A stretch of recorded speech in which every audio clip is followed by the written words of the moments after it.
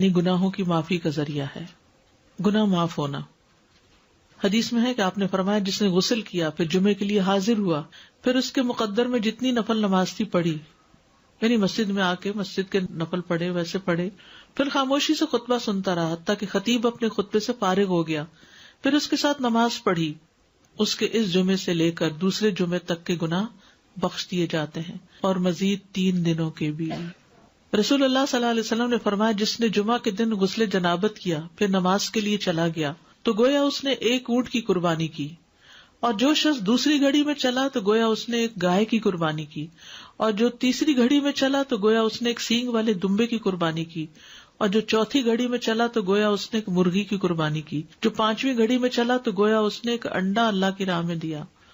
اور جب امام خطبے کے لیے نکل جاتا ہے تو فرشتے ذکر سننے کے لیے حاضر ہو جاتے ہیں، یعنی وہ لکھنا بند کر دیتے ہیں۔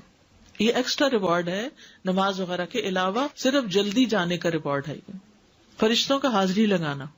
کیونکہ فرشتے یہ حاضری لگاتے رہتے ہیں۔ جب امام خطبے کے لیے نکل جاتا ہے تو وہ اپنے دفتر لپیٹ دیتے ہیں اور ذکر کو یعنی خطبے کو غور سے سننے لگتے ہیں۔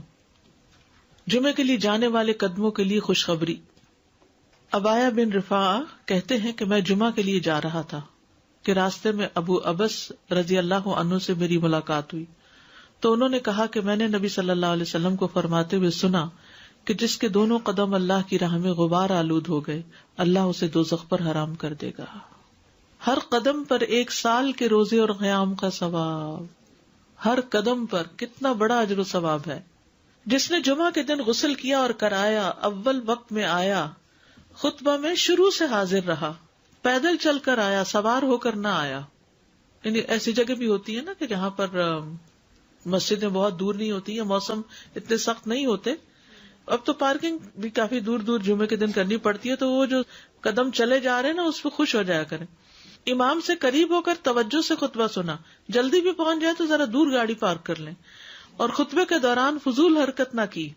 اسے ہر قدم کے بدلے 1 سال کے عمل یعنی 1 سال کے روزے اور اس کے قیام کا ثواب ملے گا۔ یہ پرائرٹی ہے نا، اس کے اوپر کئی چیزیں اور چھوڑنی پڑتی ہے تب آپ اس کو پورا کر پاتے ہیں، ورنہ تو آپ لیٹ ہو جاتے ہیں، کبھی رش میں پھنس جاتے ہیں، کبھی پارکنگ نہیں ملتی تو وہ 1 رکعت بھی نکل جاتی ہے، کبھی آپ دروازے سے باہر نماز پڑھ رہے ہوتے ہیں، یعنی کہ اجر کمانا ہے تو پھر وقت پر آنا ہے۔ جمعہ کے دن 5 کام کرنے والے کے لیے خوشخبری۔ جو آدمی ایک دن میں 5 امور پر عمل کرے گا اللہ اسے جنت والوں میں لکھ دے گا، اور وہ کیا ہے؟ مریض کی تیمارداری کرنا، جنازے میں شریک ہونا، دن کا روزہ رکھنا، جمعہ کے دن نماز کے لیے نکلنا، اور غلام آزاد کرنا۔ اب اس میں یہ کہ یہ 5 کام جمعے کے دن ہی ہو سکتے ہیں، اور لیکن جمعے کے دن کا اکیلا روزہ رکھنا منع کیا گیا، یعنی اگر کسی کا جمعرات کے ساتھ کا اکٹھا یا ہفتے کے ساتھ کا روزہ ہے، کوئی قضا رکھ رہا ہے یا ویسے ہی کوئی کفارے وغیرہ کے بھی رکھ رہا ہے، اچھا اس دن صدقہ خیرات کرنا بھی عام دنوں کے مقابلے میں زیادہ اجر و ثواب کا باعث ہے، تو انسان جمعے کے دن کی نا کچھ اس طرح کی پلاننگ کرے کہ اس دن خاص صدقہ بھی کرے اور نہائے دھوئے بھی اور ساری زیب و زینت اور پھر تیار ہو اور گھر بھی صاف ستھرا کرے